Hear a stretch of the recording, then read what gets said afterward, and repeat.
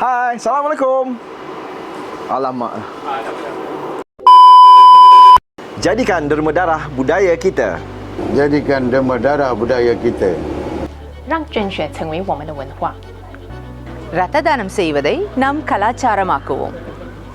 Jadikan derma darah budaya kita. Jadikan derma darah budaya kita. Jadikan derma darah budaya kita. Let's make blood donation our culture. Jadikan derma darah budaya kita. Jadikan derma darah budaya kita. Jadikan derma darah budaya kita.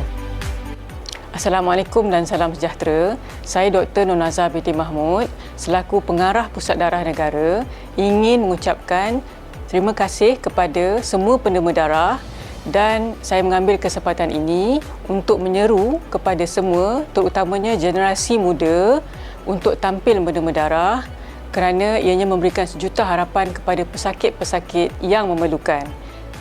Jadikan derma darah budaya kita.